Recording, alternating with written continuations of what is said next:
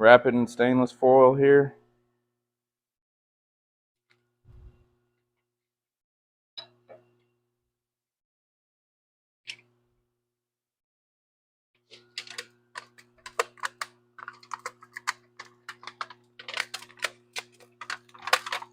Want to wrap it pretty tight.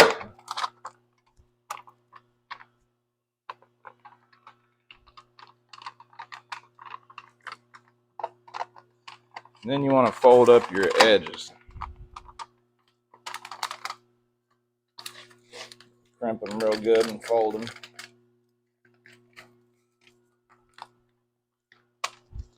Sometimes I twist them. Just depends really. What, that tape doesn't need to be on there.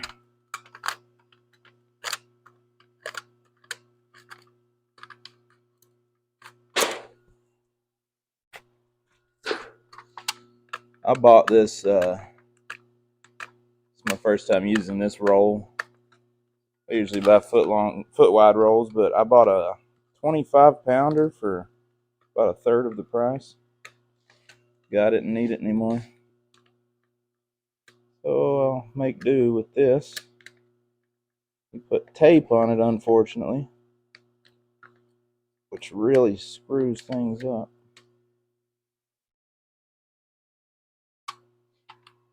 You know what? We're going to leave the dang tape on there.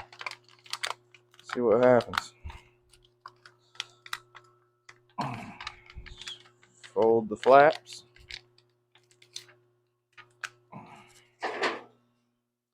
Forget to put your glove back on.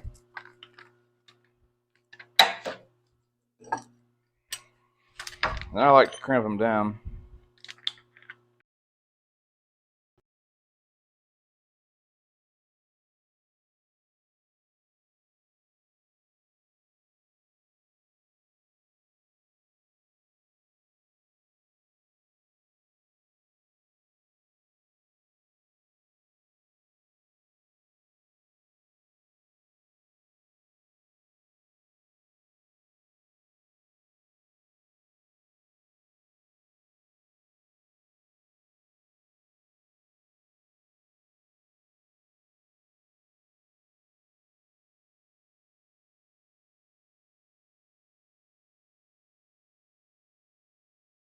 Okay guys, I'm wearing you on my head right now. I feel like a very crazy person. But we're gonna see how this does for footage. And if it works, it works. If not, we won't do this again. And I'll throw this head harness over in the weeds.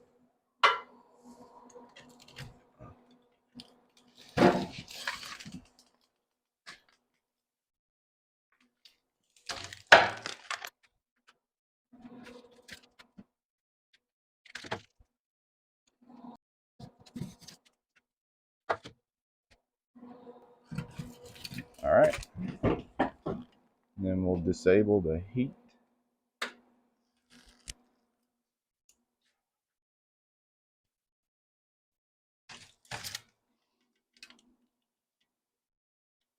All right, so the first thing I do is make sure these aren't orange on the inside.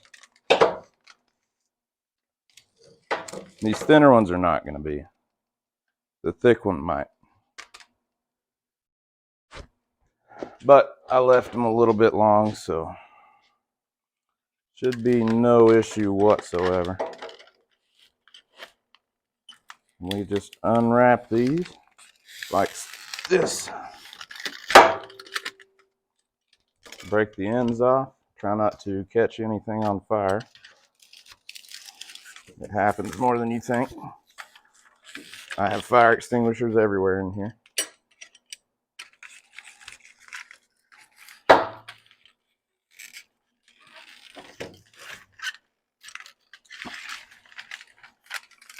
It's a struggle sometimes.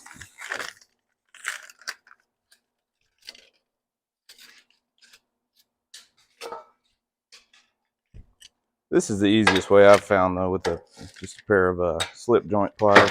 That's all I use them for. they're virtually useless for anything else.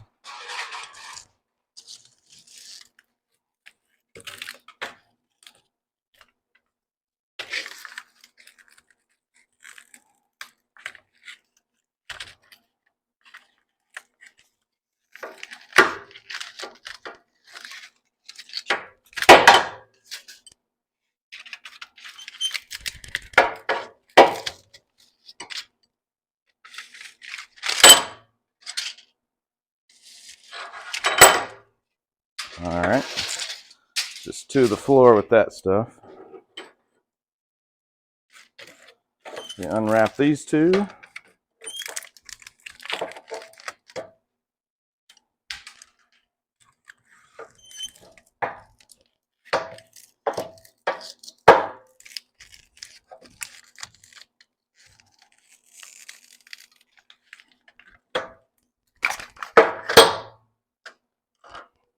See the paper, what I was telling you about? That paper's in there at 1850 degrees, but there's no oxygen in the package. Paper started out about this long. So it burns up the oxygen, and you're just left with carbon. Science.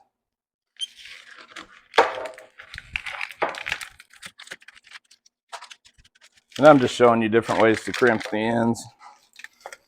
That's why you see one crimped like this. I like to do it the other way because it's easier to get apart, in my opinion. Everybody's different. You can heat treat with nitrogen. Essentially you're vacuuming the air out of the oven by pumping it with low psi nitrogen. You can do argon heat treating. I do the old school stainless wrap.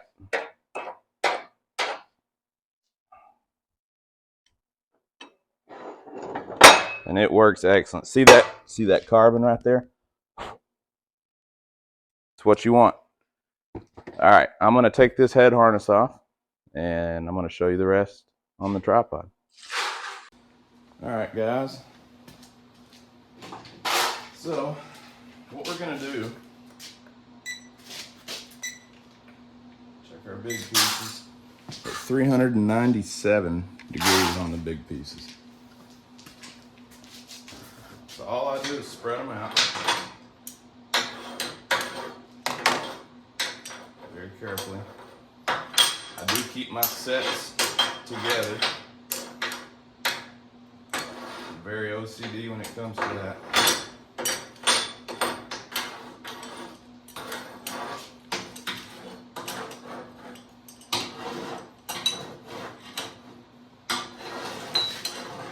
Try to not touch these because it'll peel the skin right off of them. Not at this temperature, but I pulled them out at 1200 and I should have pulled them out at about 1700.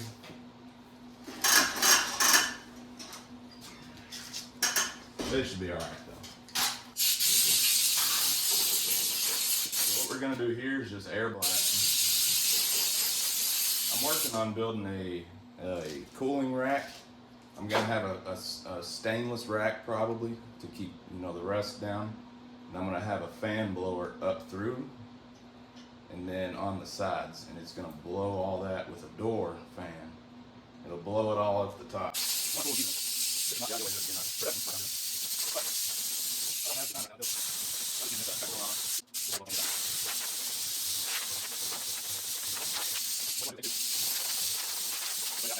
Air quenching steel. So you've seen people put steel into oil. That is an oil quench, like a 01. So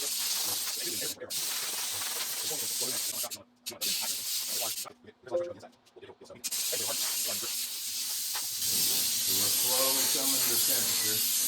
And by temperature, you want it around 100 to 160 degrees. I like to shoot for 130, which is where you can grab it with your bare hands and kind of move it around.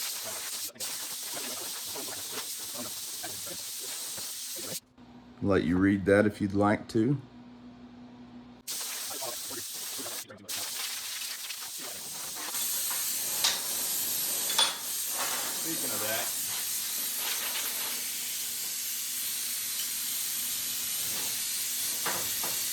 why I like to use flip joint pliers right here. It's like a cheap set of tongs. And who really uses these for anything? They're garbage.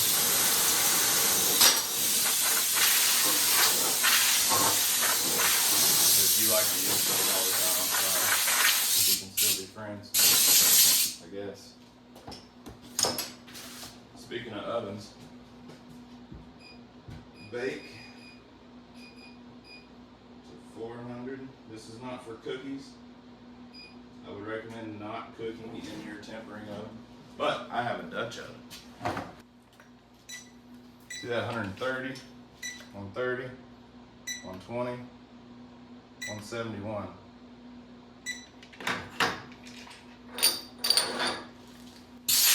That's still hot. Yeah.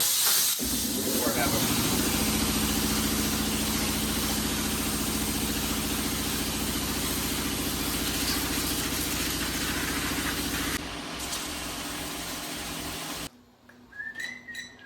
Set 112 and 160.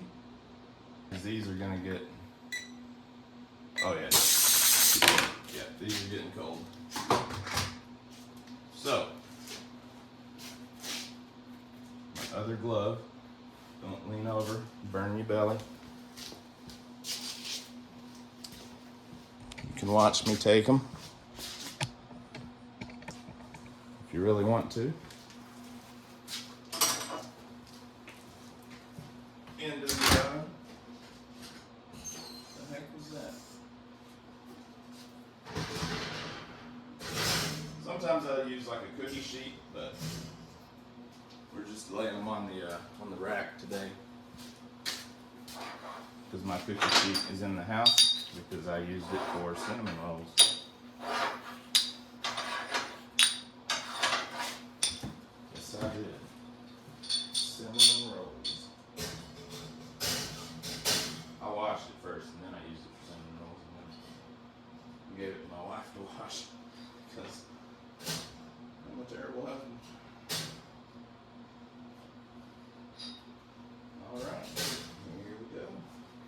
Almost got them in. I'm not burning my arm because I have all this junk in the way right now. Alright, cook time. 2 hours, 35 minutes. Start. Boom. There we go. And I will bring you back when we are finished. Thanks. So it's been 3 hours. These parts are cool. We got them out of the heat treat oven. And if you'll see, got a little oxidation that has to come off there.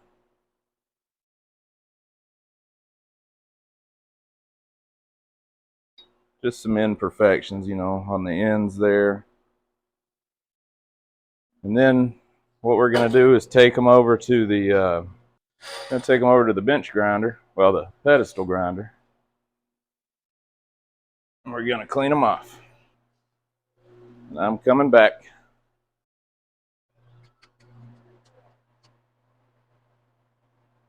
Let's clean them all up.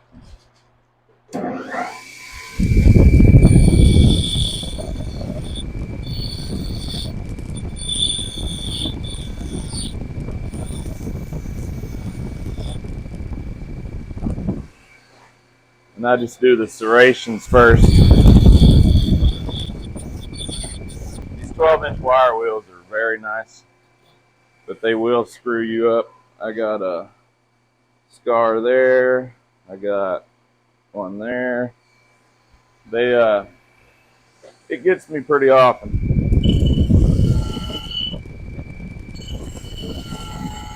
And on a grinder like this, you can't really bog down.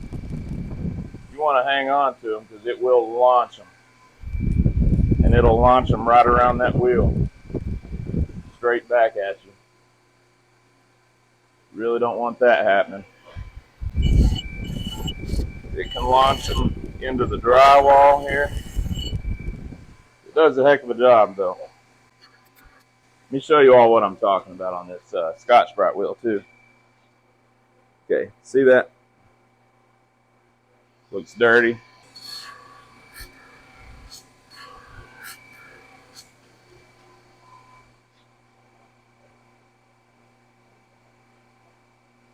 Really gets a really nice finish on these.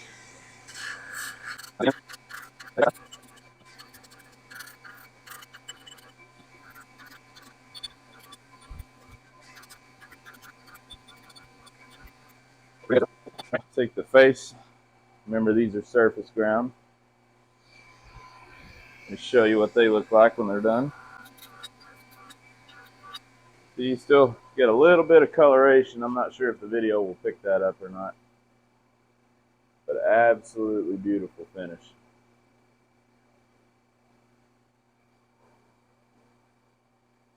You can really see how it shines them up. Money well spent on these. Even if you've got a small grinder, you know, your conventional 6-inch, get you one of these. Try it out. If you search 3M Scotch-Brite, you'll find it. 3M Scotch-Brite wheel. Sometimes they're called a convoluted wheel. I will try to put a link in the video description if I can remember and figure out how to do it. If you do any metal working at all, well worth it. Like that. See what I mean? It's hard to avoid with these thin parts. You kind of just got to tough it up a little bit. How tough am I? I stubbed my toe last week and only cried for 20 minutes. Yeah. Now, let's hardness test these. I'll show you guys a little part of the shop that hasn't been on video yet. Like my girlfriend up there. Don't tell my wife. So all I do, I don't hardness test all of them. We're going to take the one that was boo-booed. So we take one thin piece and one thick piece. They're all going to be very, very close to each other. So what we're shooting for is 53 to 58 hardness. And this one's actually still a little bit warm. It hasn't fully tempered, but we're going to check it. Always check on the back side. That way you don't leave little impressions where people can see them. And all I'm doing here, this is preloaded with 500 pounds. That's going to be low 50s. This one's going to be, I'm going to guess 54. And I'll show you the dimple that it leaves. And we are checking on the C scale. So if you can see, we've got our 0 set. You're barely past it. And bring you up a bit. Uh-oh, sorry. Okay, depress the lever.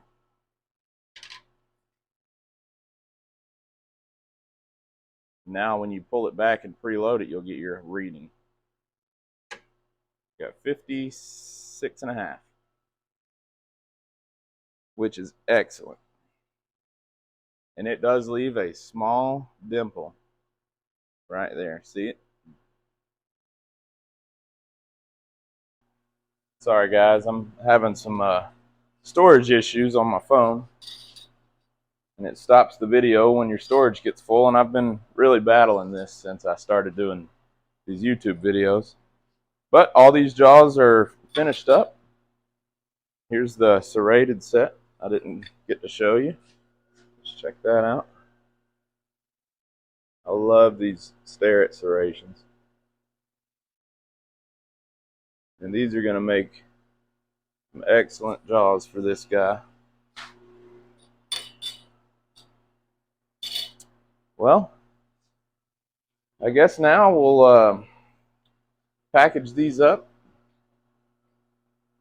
and get them shipped off to my customer. I hope you enjoyed watching this video series. And if you did, please leave a thumbs up, comment, subscribe if you're not. That would be greatly appreciated. And if you want to share this whole video series or just one of the videos out of it, share it on your Facebook, share it to your friends. It would really help get the word out and help me grow my channel. And I'd really appreciate it. Thanks for watching.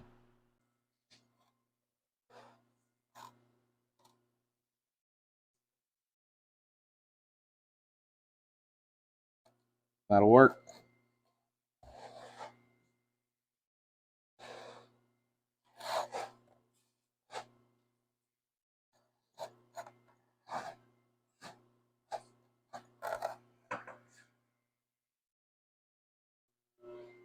I don't like to blow air back here because my reader is right there. And I don't have a cover over it. So I like to brush my chips out of there.